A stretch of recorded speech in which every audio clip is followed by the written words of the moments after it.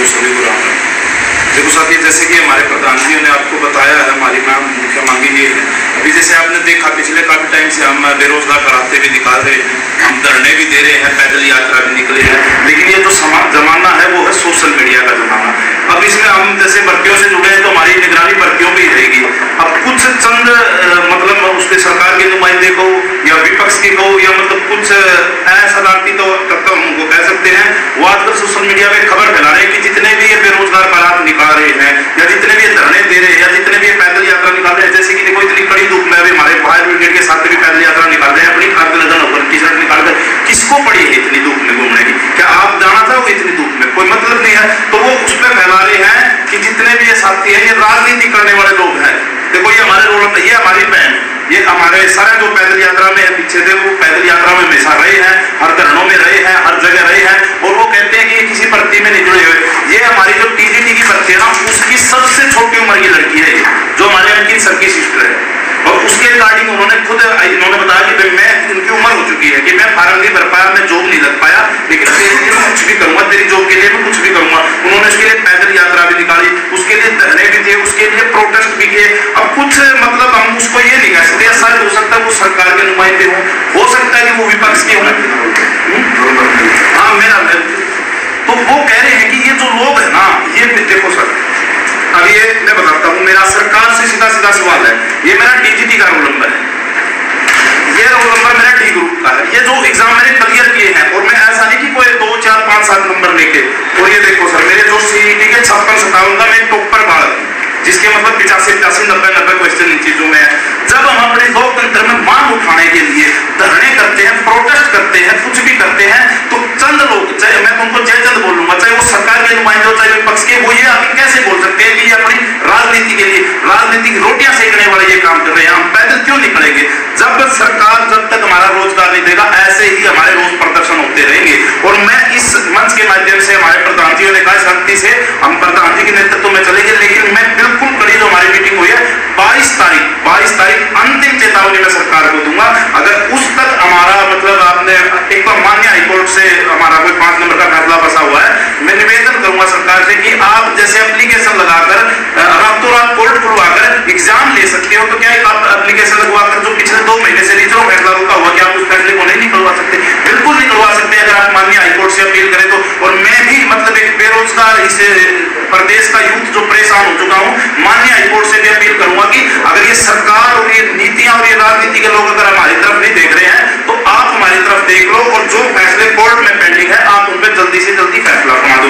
और 22 तारीख की बात ये रही कि जो हमारे डॉक्यूमेंट है 1.5 साल से सर, और अंकित तो ये सीईटी है ना, इन्होंने जब फार्म भरवाया था पहली बार 2021 से, इसको हमने संभाल के रखा हुआ है, और ये मेरे को नहीं लगता कि ये सरकार ये भर्तियां पूरी करने की नीति में है या इनकी कोई सलाह है। हम 22 तारीख को कड़ा कदम उठाएंगे और बहुत बड़ा प्रोटेस्ट सरकार के खिलाफ करेंगे, बिल्कुल सरकार के खिलाफ करेंगे, अगर 22 तारीख तक हमारा नहीं फैसला निकला तो। और उसमें मैं खुद ही इस चीज का देता हूं, मैं अपने टीजीटी परिवार और साथियों से रिक्वेस्ट करूं, क्या काम किए हमारे ये डॉक्यूमेंट, किस चीज के हैं, क्या महत्व है इनका, हम रखेंगे कब तक रखेंगे? ये 5 साल की पिछली जितनी भी टीजीटी की भर्तियां तो 2012 में 13 में निकली थी, वो 10-10 साल में भर्तियां पूरी हुई है। मेरी 31 एज हो चुकी है, अगर 10 साल बाद 40 की उम्र में मैं रोजगार लगूंगा तो मेरा रोजगार का क्या फायदा है? मेरे बच्चे अभी 2nd 3rd क्लास में पढ़ रहे हैं, जब वो ग्रेजुएशन में हो जाएंगे तब मैं नौकरी लगूंगा तो क्या फायदा होगा? तब तो बच्चे खुद कहेंगे कि पापा हम खुद तैयारी कर लेंगे, आप घर पे बैठो हम तैयारी करेंगे। अभी हमारे प्रधानजियों के बच्चे फार्म भरने योग्य होंगे, अब एक कॉलेज में पढ़ रहे हैं, वो +2 लेवल के खुद एग्जाम भर रहे हैं, अब वो मतलब हम अपने रोजगार के लिए लड़े, अपने बच्चों के रोजगार के लिए लड़े, और कब तक लड़ेंगे? अभी सरकार के लोग कह देते हैं कि क्यों हमारा लोग, जब ये रैलियां करते हैं, बड़ी बड़ी रैलियां करते हैं, बहुत बड़े बड़े तंबू अपने लगा के रखते हैं, जब हम अपने रोजगार के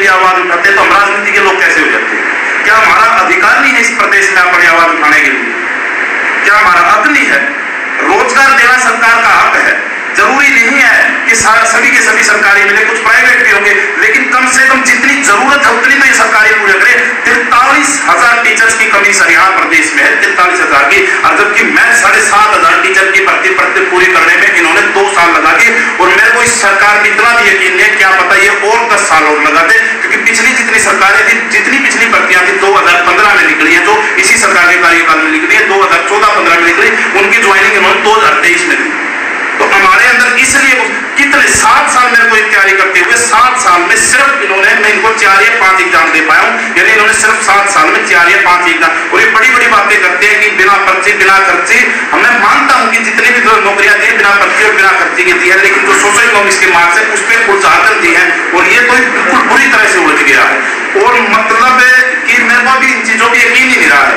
इन्होंने झूठा कर दिया। हमारे जो HSSC के चेयरमैन रहे गोपाल सिंह खत्री, उन्होंने कहा था कि 30 दिसंबर तो जो पिछले साल 2023 में हमारा संकल्प है कि आपको रोजगार देने नहीं दिया। और मैं तो ये मानता हूं कि मैं चाहे वो उसमें अधिकारी हो चाहे पूरी राजनीतिक पार्टियां हूं, विधानसभा में जब माननीय मुख्यमंत्री जी ने पूर्व मुख्यमंत्री जी ने बयान दिया था कि 29 फरवरी को 29,000 वैकेंसी हम पूरी करें, जब हमारे प्रदेश का राजा ही झूठा साबित हो सकता है तो हम और किस पे विश्वास करेंगे? हम किसके सामने गिड़गिड़ाएंगे? किसके सामने रोएंगे? हमें रोजगार की जरूरत है। आप जो ये मुद्दा, मैं मतलब इनकी CM से मिलने के लिए पुरानी रैलियों में भी और नई रैलियों में भी गया हूँ, और मैं देखो उन्होंने मिलने नहीं दिया, काफी समय लिया, तो मैंने उनकी रैलियां सुनी। उनके मतलब मैंने है ना एक घंटा नायब सैनी जी की, मैं 3-4 रैलियों में गया हूँ, मैंने वहां पे चुपचाप सुना। मैंने उनमें देखा है कि सिर्फ एक बात बोलते हैं कि हमने नौकरियां दी बिना भर्ती बिना खर्ची, इसके अलावा रोजगार पे कोई मुद्दा नहीं।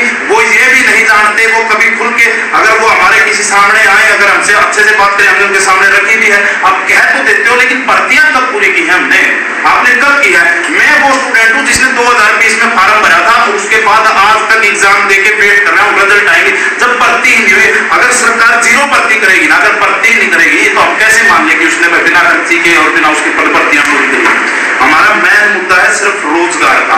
और मेरा कुछ आप मीडिया साथियों के थ्रू कुछ जो सोशल मीडिया पे, भाई वो सरकार के नुमाइंदे भी हो सकते हैं, या हो सकते हैं वो विपक्ष के भी नुमाइंदे हो, सरकार को गलत बताने के लिए वो ऐसी गलत टिप्पणियां कर रहे हैं कि भाई ये बेरोजगार नहीं है, भाई आप हमारे घर आके देखो, हमारे हालात देखो, हम बेरोजगार नहीं है।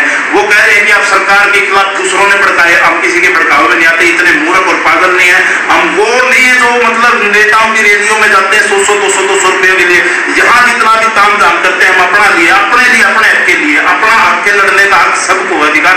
मेरी सरकार से यही फिर आज एक निवेदन है, हमारी भर्तियों का फैसला 22 तारीख तक, चाहे वो अगर रिजर्व फैसला वेट में रहता है, माननीय हाईकोर्ट जी हमारा फैसला नहीं देते हैं, तो 22 तारीख तक कोई ना कोई ऐसा नोटिफिकेशन डालें, ऐसा नोटिफिकेशन जारी करें जिससे कि हम बच्चों को संतुष्टि हो। एक तारीख फिक्स करें कि उस तारीख तक आपके फैसले भी आ जाएंगे और उस तारीख तक आपके रिजल्ट और ज्वाइनिंग दे देंगे। अन्यथा 22 तारीख को ये TGT परिवार प्लस CET परिवार, पूरा बेरोजगार परिवार है, जितना भी यूथ है, मैं कहता हूँ 40% यूथ हरियाणा का जो बेरोजगार है, 22 तारीख को बहुत बड़ा कदम उठाएगा। और आज से ही हम एक और काम शुरू करने जा रहे हैं, डोर टू डोर। हम एक बैनर्स बनवाएंगे, जैसे हमारे रोल नंबर है इतने साइज के, उस बैनर पे हम सरकार की कमियां, विपक्ष की कमियां और सरकार ने जो कभी खूबियां की होंगी, तो शायद पिछले 4-5 साल में, तो क्योंकि मैं एक बेरोजगार हूं, मैं नहीं लगता इसने कोई खूबी की होगी आज तक। हम वो, क्योंकि हमारे को बड़े जो नेशनल मीडिया वो हमारी आवाज नहीं उठा रही है, बिल्कुल भी नहीं उठा रहे हैं, तो हमें अपना खुद ही मीडिया बनने पड़ेगा। और घर घर जाके हम ये सवाल लोगों से करेंगे कि हमें रोजगार नहीं मिल रहा है, और आप सोच समझ कर वोट देना, आप उसी इंसान को वोट देना जो रोजगार की बात करे, जो मतलब धर्म की, जाति की बात। हमें क्या करना? मेरे TGT 75 परिवार में भिन्न प्रकार के धर्म के हमारे साथी हैं, भिन्न प्रकार के हमारे साथी जाति है, इसमें भी जितने बैठे हैं कुछ थोड़े ना, अलग अलग जाति, अलग अलग धर्म है। हमारा मुद्दा रोजगार होना चाहिए, और मैं सरकार से बिल्कुल अपनी, मैं बिल्कुल मतलब जो अतः होती है उस आवाज में कहता हूँ, मेरे को मेरा रोजगार चाहिए, अन्यथा इस यूथ को कुछ ना कुछ गलत कदम उठाना पड़ेगा। और इसका भुगत भोगी हरियाणा प्रदेश की सरकार, आने वाली सरकार, और ये खुद हरियाणा प्रदेश होगा। मैं हरियाणा प्रदेश के हर निवासी से अपील करता हूँ, जितना भी मतलब 2.5 करोड़ है, तो उसमें जो सरकारी जो लग चुके हैं, जो प्राइवेट काम करते हैं, जो किसान साथी, चाहे कोई भी हो, हम चाहते हैं कि वो हमारे हक के लिए आवाज उठाएं, और हर जगह सरकार से सिर्फ और सिर्फ रोजगार की बात की जाए, हमें रोजगार चाहिए। तो 22 तारीख ऐसा कौन सा अल्टीमेटम है कि भाई उस दिन वो चीज, क्योंकि 22 क्योंकि उसके बाद आचार संहिता लग जाएगी। देखो हमने पहले भी देखा, आचार संहिता तो जो 144 धारा लग जाएगी, प्रचार बंद हो जाएगा। हम पिछले 2 साल से देख चुके हैं, अब भी हम इसलिए इतना कुछ कर रहे हैं क्योंकि इलेक्शन सर पे, इलेक्शन की वजह से, उसके प्रेशर की वजह से सरकार अगर कुछ कर दे तो कर दे, अगर इलेक्शन हो जाते हैं उसके बाद सरकार के कानों पे जूं तक नहीं रेंगने वाली। क्योंकि अब 2 साल पहले इलेक्शन नहीं थे, हमने हर कुछ करके देख लिया, सरकार ने कुछ भी नहीं किया। सिर्फ ये इलेक्शन के ही बदौलत वो, क्योंकि राजनीति जितने भी लोग हैं वो यूथ को यूथ समझते नहीं, वो उनको रोजगार बेरोजगार समझते नहीं, वो सिर्फ ये समझते हैं कि एक वोट देने वाले इंसान है। चाहे उनको ये समझ लो कि हम यूथ को ये कहने वाले हैं कि भाई वो लेकिन उनको हम ये समझाएंगे भाई हमें रोजगार चाहिए, आप उसके लिए कोई